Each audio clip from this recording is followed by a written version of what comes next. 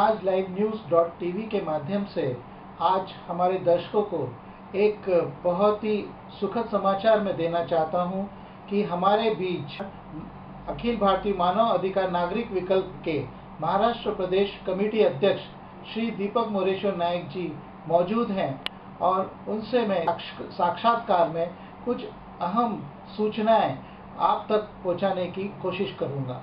पहले तो मैं एक चीज़ और आपको बताना चाहता हूं कि श्री दीपक जी को तारीख 9 अक्टूबर 2011 नेहरू साइंस सेंटर में डिग्निटी फाउंडेशन द्वारा जिस सम्मानित किया जा रहा है, जिस प्रोग्राम में माननीय मुख्यमंत्री महाराष्ट्र के पृथ्वीराज चौहान जी भी शरीक होंगे।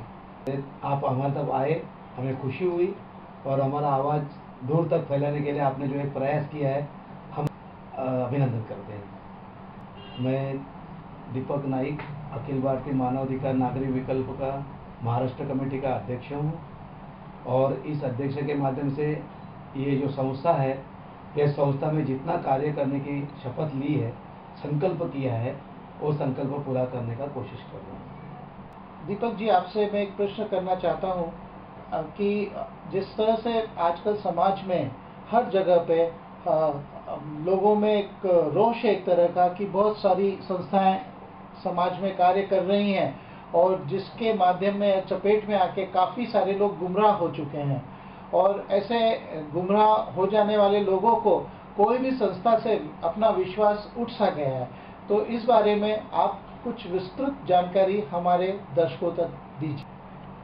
आपने अच्छा प्रश्न पूछा मुझे कि मानव अधिकार, अखिल भारतीय मानव अधिकार के माध्यम से हम लोग जो कार्य कर रहे हैं उसमें मुझे किसी बात का डर नहीं, क्योंकि हम लोग जो है किसी भी बात पे अटल रहते हैं और काम करना है तो करना ही है, निःशुल्क सेवा कर देना है वो देना ही है। बहुत सी संस्थाएं आपके कहने से है भी उसमें और कोई नामचीन भी है और कोई करप्टेड भी है, मेरे को उससे कोई लेना देना। हमारी जो संस्था है 1995 में भी चालू हुई है, जो हमने संस्थापित की है। इससे संस्थापक जो है राजेश सिंह साहब जी, उनके माध्यम से हमने ये किया है। कांदिवली में इनका ऑफिस है और मेरा भाईंदर में मेरा ऑफिस है। इस माध्यम से मैंने जो ये अखिल भारतीय मानवाधिकार का कार्य करना शुरू किया है, वो कार्य में हमें कोई क्या बोलता है उससे लेना देना नहीं है। जिसको भी कुछ ऐसा लगता है कि हम क्या करते हैं वो कभी भी आके यहाँ पर देख सकते हैं। उनके लिए 24 घंटा फ्री है ऑफिस, 365 दिन ऑफिस खुला रहेगा। सध्या आम्ही मुंबईत आहेत आणि आपण महाराष्ट्र प्रदेशचे अध्यक्ष आहे, तर महाराष्ट्रकरी म्हणून, मुंबईकरी म्हणून मी तुमच्याशी काही प्रश्न मराठीमध्ये विचारू असं मला वाटतं।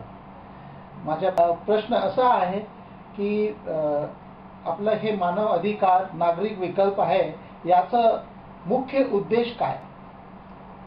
छान, आवडलं, फार सुंदर। तुम्ही मराठीमध्ये मला बोलायला मौका दिला, अतिशय मला आवडलं।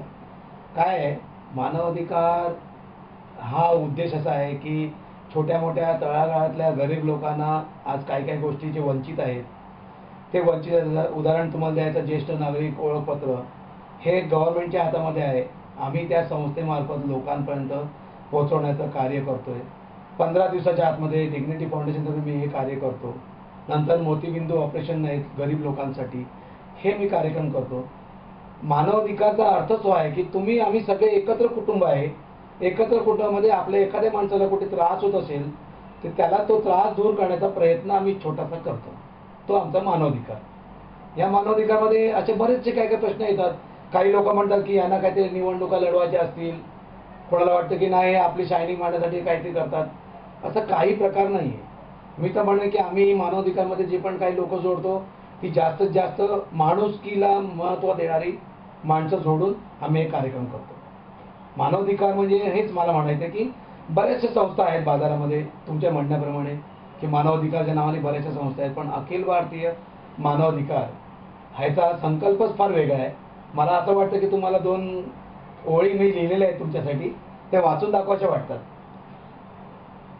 तहे दिल से मानव हित में कार्य करने का सालों से किया है संकल्प, एकमेव संस्था है अखिल भारतीय नागरिक विकल्प। हे मला आता का सांगायची वेळ आली, कारण मी तसा स्वतः संकल्प केला नेतृत्व मी करतोय, महाराष्ट्राचा अध्यक्ष म्हणून मी नेतृत्व करतोय. त्यामुळे मी संकल्प केला, जसा नेता असतो तसा त्याच्या मागची त्याची माणसं असतात. या उद्देशाने मी हे करतोय सर. मला पण असं वाटतं दीपक सर की तुम्ही इलेक्शनमध्ये उभा राहणार असं मला वाटतं. अजिबात नाही. तू तर विसरून जा. तसे विचार आम्ही केलेले नाही आहेत आणि करणारे नाही. कारण काय, इलेक्शनमध्ये नगरसेवक होणार, आमदार होणार, खासदार होणार आहेत ना, बाकी माणसं कामं करतायत. त्यांच्यावर आपण त्यांच्या खांद्याला खांदा लावून आम्ही पण लोकांपर्यंत पोहोचू. आम्ही पण लोकांचे नगरसेवकच आहेत, आम्ही पण लोकांचे आमदारच आहेत. जर आम्ही तुमचे विचार मांडले आणि ते विचार तुमच्यापर्यंत पोहोचवून तुमची कामं केली का आम्ही पण नगरसेवकच झाले. फक्त आमच्याकडे डिग्री नाही, आम्हाला ती डिग्रीची काय आवश्यकता वाटत नाहीये. राज्य सरकारमध्ये अशा बऱ्याचशा सेवाभावी संस्था आहेत आणि त्या सेवाभावी संस्थाच लोकांच्या घराघरापर्यंत पोहोचतात. बाकीच्या राज्य सरकारच्या संस्था पोहोचतात की नाही ते तर मला माहिती नाही, पण मी स्वतः माझ्या माध्यमातून मी जेव्हापासून अध्यक्ष झालोय 472 लोकांचं मोतीबिंदूचं ऑपरेशन मी मोफत केलेलं आहे. आणि अजूनही पुढे काही लोकांना जे गरीब आहेत, दारिद्र्य रेषेखाली आहेत, त्यांच्यासाठी मी केव्हाही करून द्यायसाठी तयार आहे. आणि त्याच्याप्रमाणे डिग्निटी फाउंडेशन माध्यमातून 10,000 लोकांना मी सिनियर सिटीजनचे कार्ड काढून दिलेत. त्याच्यामुळे सरकारची जी कार्यक्रम आहेत 50% सूट आहे ती त्यांना घेण्याचा एक अधिकार मिळाला. हा आम्ही मानवाला अधिकार मिळवून दिलेला आहे. हे आमचं मूळ कर्तव्य आहे. तुम्ही माननीय बाळासाहेब ठाकरेंची फोटो लावलेली आहे, तर काय तुमचं राजकीय पार्टीशी संबंध आहे का? एक मानव अधिकाराच्या हिताप्रमाणे जर तुम्ही मला हा प्रश्न विचारला तर अतिशय चांगला आहे. पण बघा, बाळासाहेब ठाकरेंचा फोटो मी लावलेला आहे, त्या व्यक्तीचं नेतृत्व चांगलं आहे, त्या व्यक्तीला आम्ही गुरुस्थानी मानलेलं आहे. आणि गुरुस्थानी गुरूंचं काम काय, आम्ही पण देवामध्ये घराचे दत्तगुरूंचे फोटो लावतो, बजरंगबलीचे फोटो लावतो म्हणून काही बजरंगबली नसतो.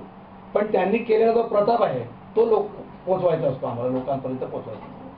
बाळासाहेब ठाकरेंनी जे नेतृत्व केलं आणि एकच नेता आणि एकच नेत्याच्या अंडर जे बोलणार ते होणार, जे त्यांनी नेतृत्व गाजवलं तसंच प्रयत्न माझाही चाललेला आहे की आमच्यामध्ये कोणत्याही दुराचाराची भावना नाही, कुठे भ्रष्ट नाही, कुठे भांडणं नाही. आम्ही जेवढं लोकांच्या सेवेसाठी धावता येईल एवढा प्रयत्न करण्यासाठी म्हणून मी बाळासाहेबांना गुरुस्थानी मानून त्यांचा फोटो लावलाय. राजकीय म्हणजे ते आमचे मित्रमंडळीच आहेत, राजकीय संस्थेशी राजकीय पक्षाशी आमचा काही संबंध तसा नाही आहे. पण कुठे कुठे राजकीय संबंध ठेवून आम्हाला कामं करून घ्यावी लागतात त्यांच्याकडून, एवढं मात्र नक्की आहे. तुम्ही समाजहित कार्य करतात, तर या संदर्भात तुमच्या जवळ काहीतरी पुरावा असणारच. अवश्य मी पुरावे ठेवतोच. कारण काय आहे की काही ठिकाणी असे लोकांचे चेहऱ्यावरचे हसू बघून, त्यांच्या डोळ्यामधले हसू बघून जेव्हा आम्ही हसत त्यांना मिळवून देतो ना, त्यावेळेस असं वाटतं की खरोखर यांची फोटोग्राफी असायला पाहिजे.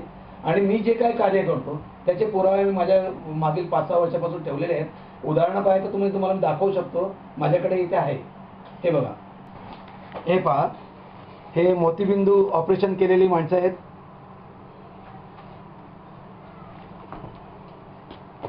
आणि हे पहा, हे गरीब लोकांना भांडी कपडे वाटप नित्यनेमाने आम्ही करतो. दर वर्षाला जाऊन तिकडे वाडा तलासरी वगैरे ठिकाणी जाऊन आम्ही हे कार्य करतो आणि त्यांच्यामधले चेहऱ्यावरचे हसू आणून द्यायचा प्रयत्न करतो. बघा किती शांतपणे शिस्तबद्ध मुलं बसलेली आहेत. मानव अधिकार हाच आहे, आम्ही त्या माणसांना घडवायचा प्रयत्न करतो.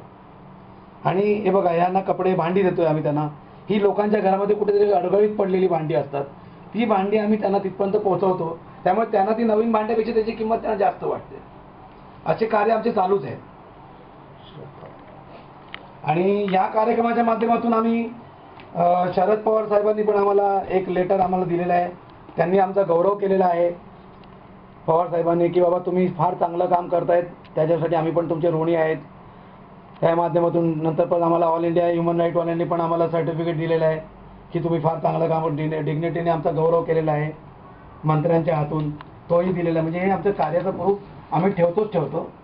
आपण हे छातीवरती आपल्या काय लावलेले आहे?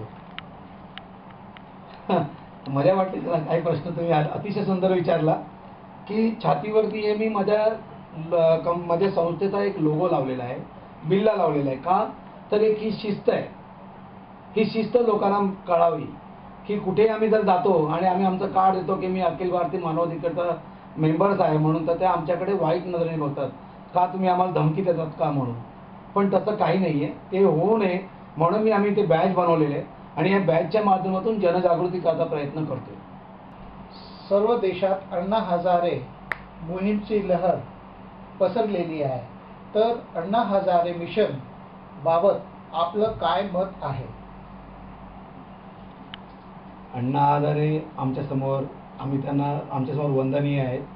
आम्ही त्यांना देवासारखेच मानतोय, कारण आताचे नवीन प्रकटलेले देव म्हणजे तेच असं मला म्हणावं लागेल.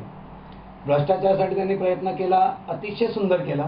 त्यांना आमच्या मानव अधिकारी संस्थेने पण मदत केलेली आहे, की निस्वार्थ मदत आहे आणि यांचं जे कार्य आहे अतिशय चांगलं. पण एक दुःखाची गोष्ट वाटते की एवढ्या वय झालेल्या व्यक्तींनी उपोषण करून लोकांपर्यंत ही बातमी पोचवावी आणि लोकांमध्ये जनजागृती आणावी आणि राज्यकर्त्यांना आपण न्याय द्यावा मिळवण्यासाठी प्रयत्न करावा आणि इतका उपवास करावा, फार खेदाची गोष्ट आहे.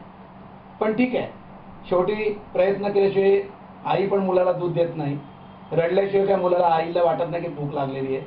तसंच आमच्या नेत्यांना पण वाटेल की अण्णा हजारेचा जो हा संकल्प आहे तो हा योग्य आहे आणि म्हणून आम्ही पण यांना सहमती दिलेली आहे. आम्ही त्यांना पूर्ण सहकार्य केलेलं आहे, आजही करतो, पुढेही करू.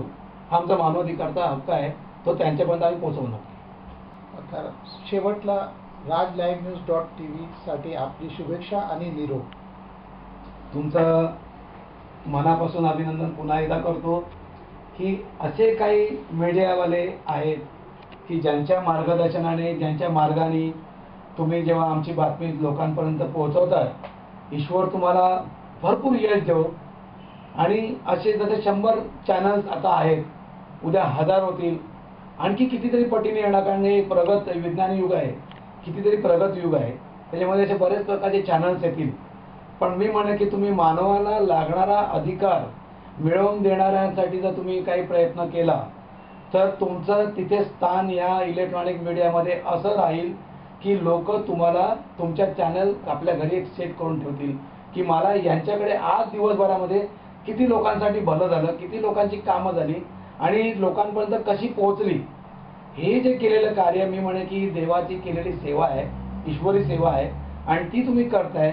म्हणून मी तुम्हाला पुन्हा पुन्हा एकदा आभार मानतो तुमचे की तुम्ही आमच्यापर्यंत पोहोचले आणि माझे काही 2-3 विचार तुम्ही लोकांपर्यंत पोहोचवण्याचा प्रयत्न केलेला आहे. ईश्वर तुम्हाला भरपूर यश देव. त्या माझ्या शुभेच्छा. हमारे दर्शक जरूर इस साक्षात्कार का लाभ उठाएंगे, ये आशा रखते हुए rajlivenews.tv के माध्यम से आप सबसे रुखसत लेता हूँ. धन्यवाद. हमारी नज़र हर खबर पर.